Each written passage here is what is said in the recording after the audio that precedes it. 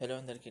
Morning నేను ఇక్కడ ఒక ట్రేడ్ తీసుకున్నాను. దానికి లాజిక్ ఆల్రెడీ మీకు ప్రీవియస్ డేలో కూడా మెన్షన్ చేశాను. ప్రీవియస్ డే వీడియో కూడా చూస్తే మీకు అర్థమవుతుంది. నేను బీటీఎస్ ఎందుకు తీసుకోలేదు అండ్ ఇక్కడ నుంచి నేను సెల్లింగ్కి ఈ 350 పాయింట్స్ నేను ఎందుకు పెట్టుకున్నాను అనేది. ఓకేనా? అయితే మనం కొద్దిగా హైయర్ టైం ఫ్రేమ్ నుంచి వద్దాం. ఆల్రెడీ చాలా రోజుల నుంచి మనం మెన్షన్ చేసుకునేది ఇది సింగిల్ లెగ్లోనే ఉండిపోయింది 855 పాయింట్స్ ఫాలో అయిన తర్వాత. సో మనం హయ్యర్ టైం ఫ్రేమ్ కొన్ని రోజుల నుంచి 5 మినిట్స్ మాత్రమే పెట్టుకుంటున్నాం. సో 5 మినిట్స్లో మనం చూసినట్టయితే ప్రీవియస్ డేది ఈ క్యాండిల్ ఏదైతే ఉందో రిజెక్షన్ వచ్చిన తర్వాత మనకి ఈ విక్లో ఇది రిజెక్షన్ ఆర్డర్ బ్లాక్ అనమాట. సో దీంట్లో నేను ఒక 50% వాల్యూ పెట్టుకుంటే ఇది అక్కడ మినిమం అక్కడికి వచ్చినా నేను ఎంట్రీ తీసుకునేవాడిని. సో ఆల్మోస్ట్ ఈ 50% మీకు పెట్టి చూపిస్తాను, చూడండి.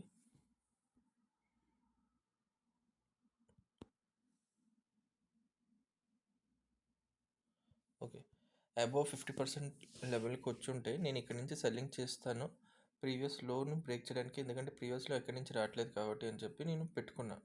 ఓకేనా? సో ఆ పర్టికులర్ అయితే ఈ గ్రీన్ కలర్ జోన్ మీకు కనిపిస్తుంది కదా, ఇది 50% అబోవ్ అనమాట. సో ఈ 50% అబోవ్ దగ్గరికి వస్తే నేను అక్కడ ఎంట్రీ తీసుకొని అక్కడి నుంచి ఖచ్చితంగా సెల్లింగ్ సైడ్ వెళ్దామని. బట్ ఇక్కడ నుంచి ఫాలో వచ్చిన తర్వాత మనకి ఎండ్ ఆఫ్ ది డేకి మళ్ళీ ఈ రివర్సల్ ఏదైతే వచ్చిందో అది ఎక్కడి నుంచి రాలేదు, ఇంకా లో కూడా బ్రేక్ అవ్వలేదు. సో బ్రేక్ అవ్వకముందే ఇది ఎప్పుడైతే కంప్లీట్గా ఎంత ప్యానిక్ సెల్లింగ్ వచ్చిందో అలాగే వన్ సైడ్గా బయింగ్ కూడా వచ్చింది స్లోగాన. సో ఇక్కడ లిక్విడిటీ అనేది ఆల్రెడీ జనరేట్ చేసింది కదా, ట్రెండ్ అండ్ లిక్విడిటీ అనేది జనరేట్ చేసింది. సో ఈ లిక్విడిటీని గ్రాప్ చేయడానికైనా ఖచ్చితంగా ఫాలో అవ్వాలి. బట్ అది ఫాల్ పైనుంచి వస్తే బాగుందని చెప్పి నేను ఆ ఉద్దేశంతోనే బీటీఎస్టీ కూడా నేను ప్రిఫర్ చేయలేదు. ఈవెన్ ఆ రోజు సెల్లింగ్ సైడ్ ఉన్నానా, ఫ్రైడే రోజు సెల్లింగ్ సైడ్ ఉన్నాను, బట్ అయినా సరే నేను బీటీఎస్టీకి హోల్డ్ చేయలేదు. ఎందుకంటే మనం ప్రాపర్ సెల్లింగ్ చేయడానికి కూడా ఒక లాజిక్ లేదు. ఒక మంచి సప్లై నుంచి వస్తే అక్కడి నుంచి మనం సెల్ చేయొచ్చు అని చెప్పి. సో ఈరోజు మార్నింగ్ గ్యాప్ అప్ ఓపెన్ అయిన తర్వాత అరౌండ్ మన సప్లైకి ట్యాప్ అయింది, ప్రీమియంలోకి వెళ్ళింది, అక్కడి నుంచి ఫాలో అవుతుంది. సో ఫాలో అయితే ఇంకా మన నెక్స్ట్ టార్గెట్ ఏమవ్వాలి, ఈ లో బ్రేక్ చేయడం అవ్వాలి. సో అందుకనే నేను ఇక్కడ 1 మినిట్ టైం ఫ్రేమ్లో ఫస్ట్ క్యాండిల్ బ్రేక్ అయిన తర్వాత ఫస్ట్ క్యాండిల్ మన సప్లైకి ఆల్రెడీ ట్యాప్ అవుతుంది కాబట్టి కన్ఫర్మేషన్ ఉంది. బట్ మనం డైరెక్ట్గా ఎంట్రీ తీసుకోవడం కంటే డబుల్ కన్ఫర్మేషన్ తీసుకుందాం అని చెప్పేసి వెయిట్ చేశాను. అయితే ఫస్ట్ కన్ఫర్మేషన్ అయితే ఈ క్యాండిల్ లో బ్రేక్ అయిన వెంటనే నేను ఎంట్రీ తీసుకోవాల్సింది, కానీ మిస్ అయిపోయాను.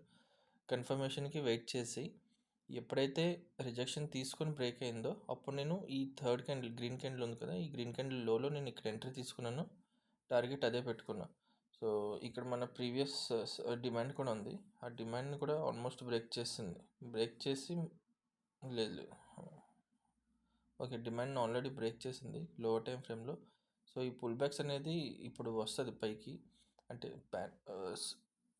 వన్ సైడ్ సెల్లింగ్ వచ్చింది కదా, సో కొద్దిగా రీబ్యాలెన్సింగ్కి పైకి వెళ్ళొచ్చు. బట్ ఎండ్ ఆఫ్ ద డేకి మార్కెట్ అనేది ఎండ్ ఆఫ్ ద డే వరకు అవసరం లేదు, ఇంకా సేపు తర్వాత ఇది ఆల్మోస్ట్ ఇది లో బ్రేక్ చేసేస్తుంది అని చెప్పి నేను అనుకుంటున్నాను. సో వెయిట్ చేసి చూద్దాం.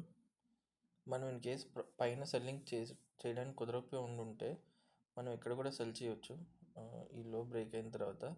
బట్ ఇది అబ్జర్వేషన్కి మాత్రం పెట్టుకోండి, ఎందుకంటే ఇంత పెద్ద స్టాప్ లాస్ అవుతుంది కదా, జస్ట్ అబ్జర్వేషన్కి మాత్రం పెట్టుకుందాం. టార్గెట్ మనం లో బ్రేక్ చేయడం అనేది, సో అదే కంటిన్యూ చేద్దాం లో బ్రేక్ చేయడానికి. సో ఇది జస్ట్ అబ్జర్వేషన్కి, బట్ ఇది ఆల్రెడీ నేను ఎంట్రీ తీసుకుని వెయిట్ చేస్తున్నాను. ఓకే, ఇది ఇక్కడ డైరెక్ట్ ఎంట్రీకి నేను ప్రిఫర్ చేశాను. ఇన్ కేస్ మనం ఇక్కడ కానీ ఎంట్రీ పైన తీసుకోపోయి ఉంటే ఇక్కడ నేను ఎంట్రీ తీసుకోవాల్సి వస్తాయి. ఈ 100 ఇక్కడ కాకుండా ఇంకొద్దిగా పైకి వెళ్ళి అక్కడి నుంచి రిజెక్షన్ వచ్చి ఉంటే నేను తీసుకుంటా, ఖచ్చితంగా తీసుకుంటా ఇన్ కేస్ ఇక్కడ కానీ మనకి ఎంట్రీ దొరుకుతాయి. బట్ ఇక్కడ స్టాప్ లాస్ చూడండి, మన రిస్క్ రివార్డ్ కరెక్ట్గా కూర్చోట్లేదు. స్టాప్ లాస్ అనేది 100 పాయింట్స్ ప్లస్ అవుతుంది. సో నేనైతే మ్యాక్స్ ప్రిఫర్ చేయను, అందుకే అబ్జర్వేషన్కి మాత్రమే పెడుతున్నాను. సో ఇన్ కేస్ అక్కడ నాకు నేను అనుకునేటట్టు కానీ ఇక్కడ సెటప్ దొరికినట్టయితే మీకు మెన్షన్ చేస్తాను. సో ఆల్మోస్ట్ మనం ఈ లోన్ బ్రేక్ చేద్దాం అని చెప్పేసి పెట్టుకున్న టార్గెట్కి దగ్గరికి వచ్చింది. సో ఇక్కడ మనం ఇక్కడ కానీ రివర్సల్ వచ్చిందంటే ఈ క్యాండిల్కి నేను ఆల్మోస్ట్ మొత్తం బుక్ చేసేస్తాను. లేదు అన్నట్టయితే మీరు హోల్డ్ చేస్తారంటే హోల్డ్ చేయండి, బట్ మ్యాక్స్ ఇలాంటి పొజిషన్ నేను ఎప్పుడూ ఒక 70% నేను బుక్ చేసేస్తాను, 60-70% ప్రాఫిట్ బుక్ చేసుకుంటాను.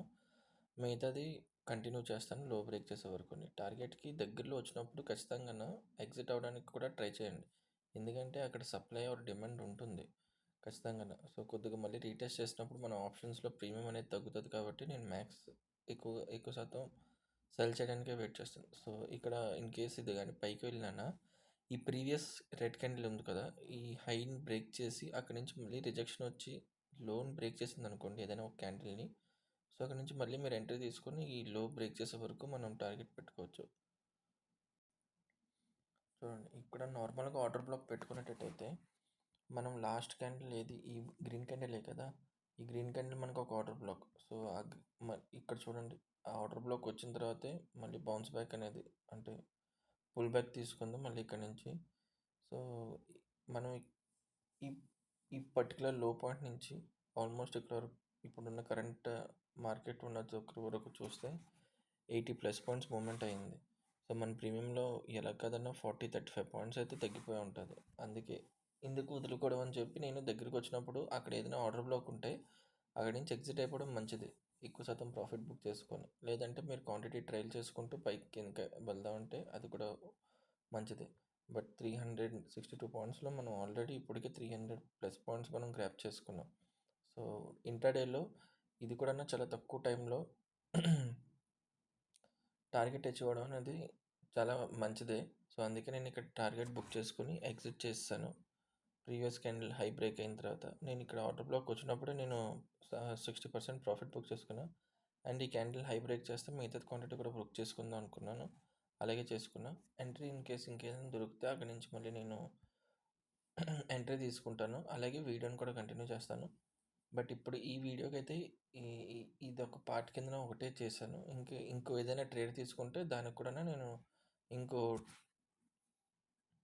ఇంకో ట్రేడ్ తీసుకొని చూపిస్తాను. ఓకేనా?